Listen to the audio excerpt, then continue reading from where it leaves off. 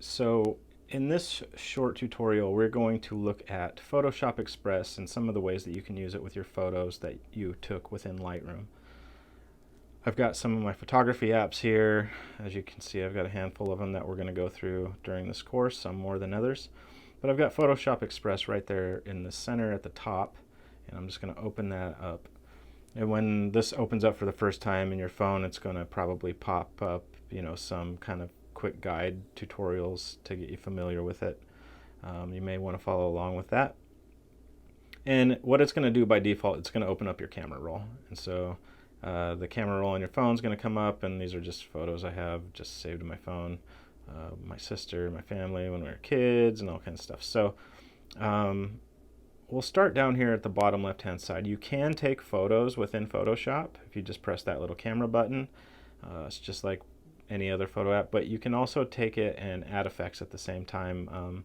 But the issue with it is that it's not taking raw photos.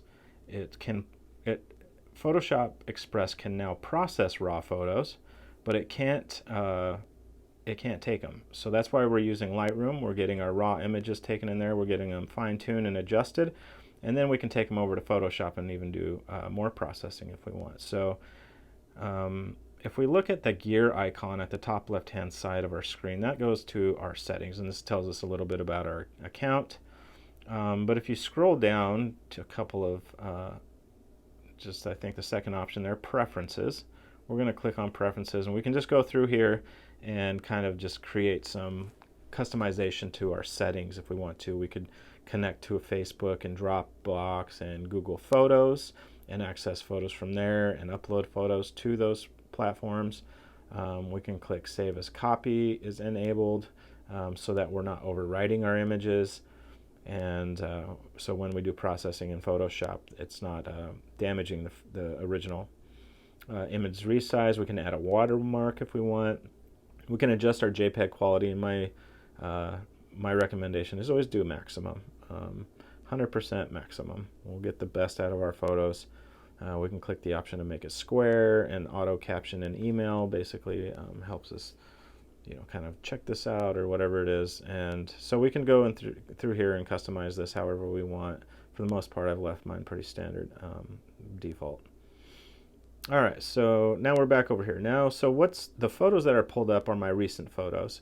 So if I click this drop down in the very top center column here, recents, I want to pull in photos from my Creative Cloud, my Lightroom. So we can go to Camera, Albums, Creative Cloud, CC Library, Lightroom, Facebook, Dropbox, and Google Photos if we have those linked.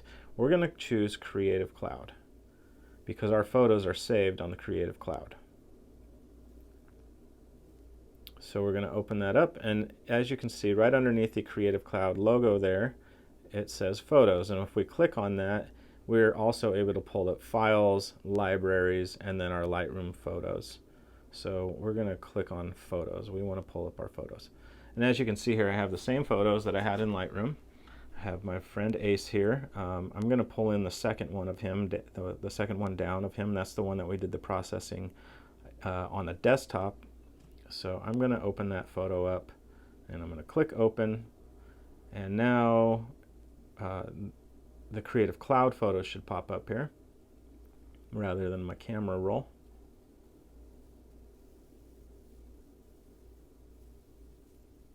And we've got Ace here. So what we can do is we can just go and start playing with it, essentially. So the first option here, the first kind of default setup for us is to apply some basic looks, essentially. We can add presets is what they are. We can go to the charm selection and choose normal or charm 1, charm 2, charm 3. These different options that kind of just process the image automatically. If you want to undo a move that you make, basically our Command Z key is up here at the top. It's that back arrow, that kind of like swooped back arrow. If we click that, we can just step backwards in our process and basically go back to where we were. We can go and look at some of these HDR effects. That's pretty nice.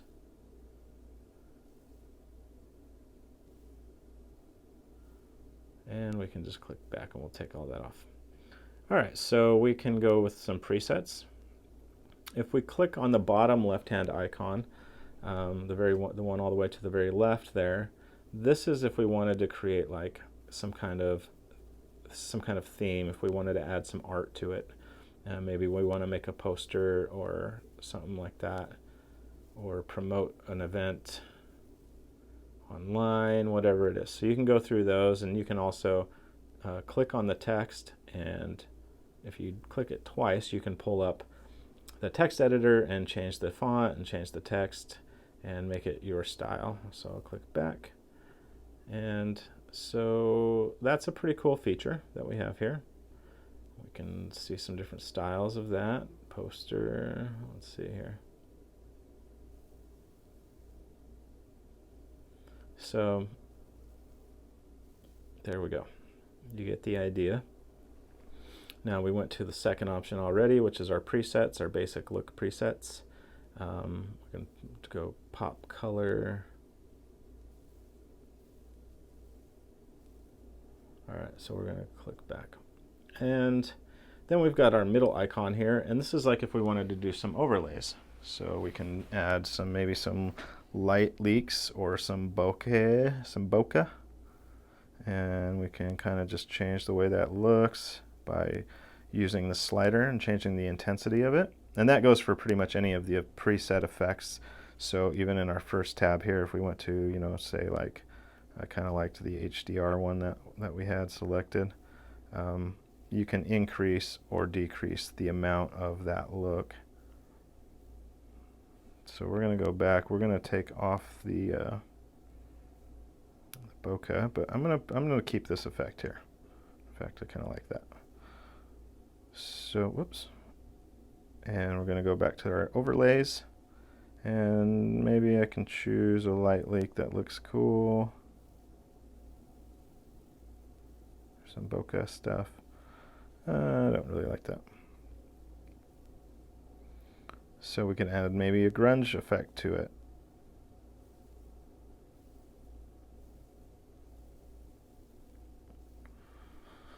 And yeah, so some of these are really cool. So there's a lot of presets, overlay presets. We'll take that off. And then we could always go to our crop option and change our crop on it however we want. Maybe we'll keep that.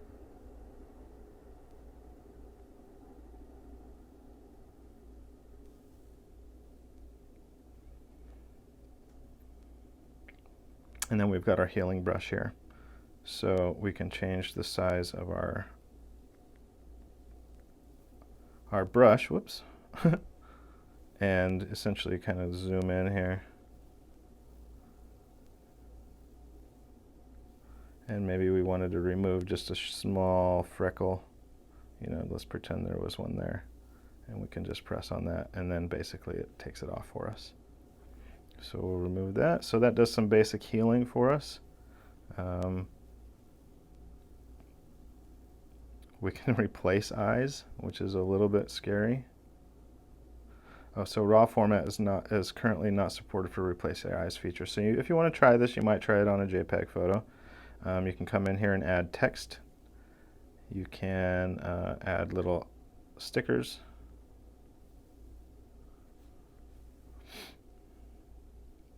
And you can add borders to your image.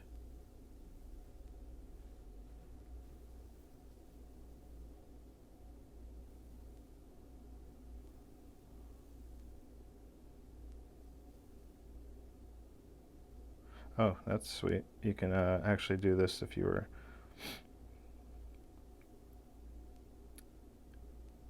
you want to hop over to Photoshop. You can add even more effects, so it's integrated. It's pretty great.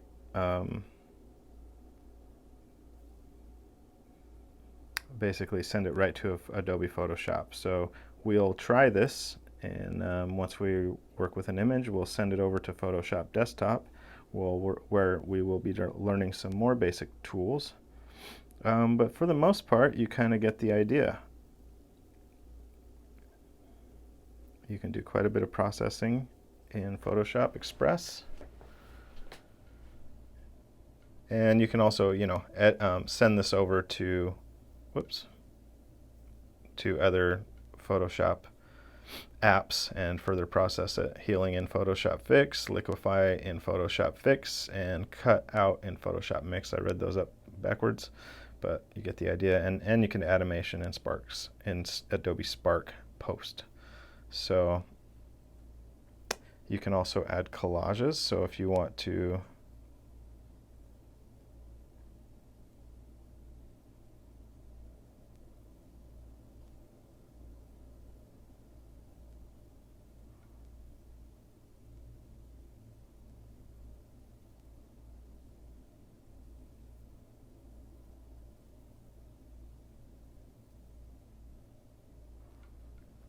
try different ones.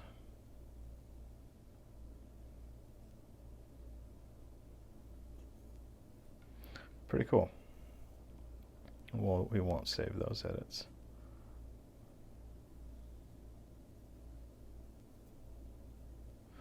All right, so now if you want to share the photo, you can go up to that share button at the top right hand side, and you can save it directly to your camera roll,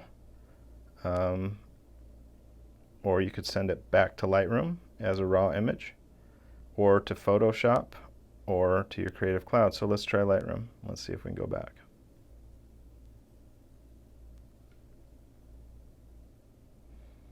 So now our photo has been saved to Lightroom.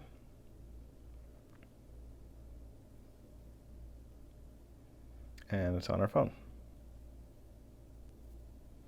So if you do this, then send it back to Lightroom, and that way I still get the raw image. You can also save it to your phone and upload it and send it to me as a JPEG, the final compressed version. But essentially, we're going to start further processing rather than the basic kind of highlight, shadows, fixing blemishes, adjusting white balance, stuff like that that we would do in Lightroom to tune our image and get it to look great. Now we're starting to add effects onto it and further process it, and kind of just explore and see what else we can do with our smartphones, because they're quite powerful. And